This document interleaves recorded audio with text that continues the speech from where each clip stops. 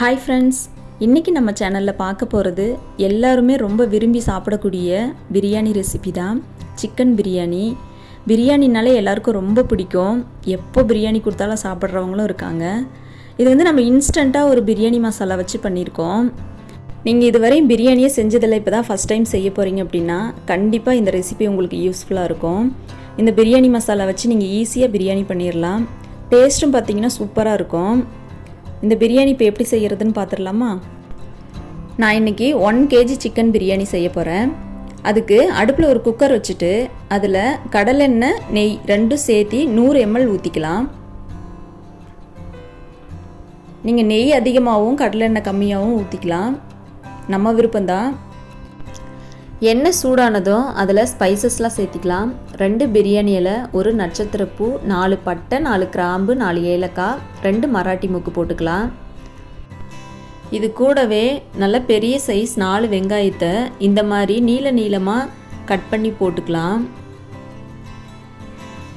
வெங்காயம் நல்லா brown colour வர வரையும் வதக்கிக்கலாம். நல்லா இந்த அளவுக்கு ப்ரௌன் கலர் வர வரையும் வதக்கிக்கலாம். இப்போ இது கூட 4 பச்சை மிளகாய்.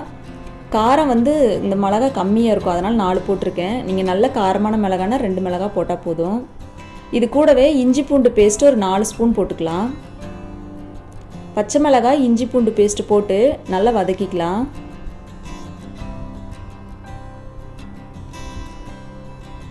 இஞ்சி பூண்டு நல்லா வதங்கிருச்சு. இப்போ இது கூடவே ஒரு கைப்பிடி புதினா, ஒரு கைப்பிடி மல்லி இலை போட்டு நல்லா வதக்கிக்கலாம்.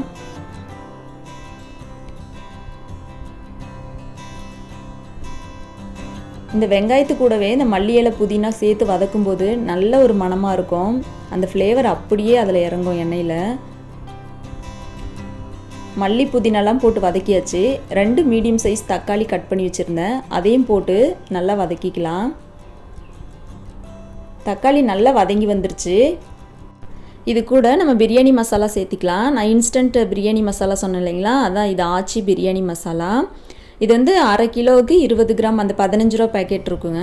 1 கிலோவுக்கு நான் 2 பேக்கெட் போடுறேன். காரம் எல்லாமே இதுலேயே இருக்குது. நீங்கள் பச்சை மிளகா அந்த ஃப்ளேவருக்காக ஒரு 2 மிளகா போட்டுக்கிட்டிங்கன்னா போதும்.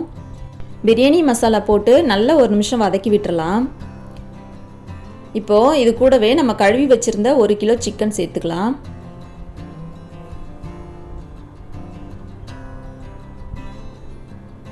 சிக்கன் போட்டுட்டு நல்லா மசாலாவோட சேர்த்து நல்லா கலந்து விட்டுறலாம்.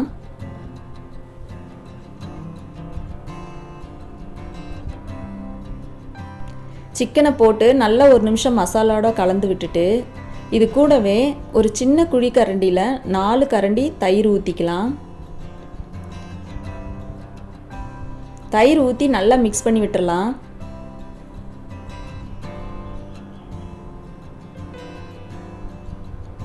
இப்போ இது கூடவே இதுக்கு தேவையான அளவு உப்பு போட்டுக்கலாம்.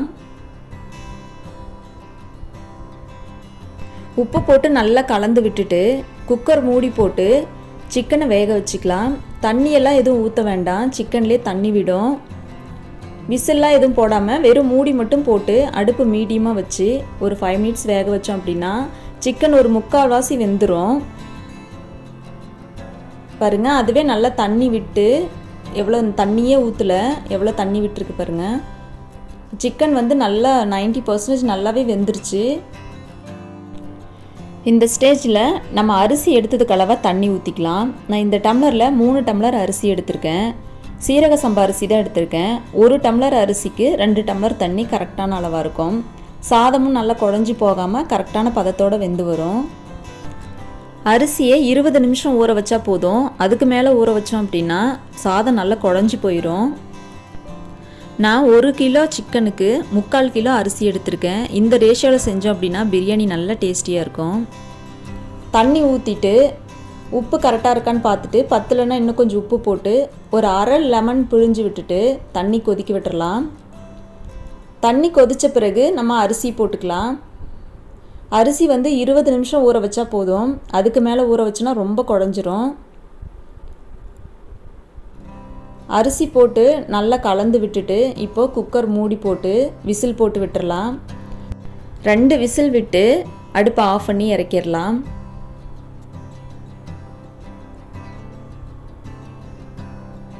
2 விசில் போய் நல்லா கேஸ் எல்லாம் ரிலீஸ் ஆனதுக்கப்புறம் ஓப்பன் பண்ணுறேன். பாருங்கள், சூப்பராக வெந்திருக்கு. அந்த பேலன்ஸ் அந்த கறியும் நல்லா சாஃப்டாக வெந்துடும்.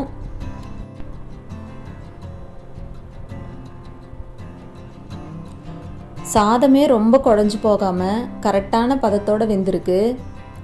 நல்லா உதிரி உதிரியாக இருக்குது. நல்லா டேஸ்டியான பிரியாணி ரெடி.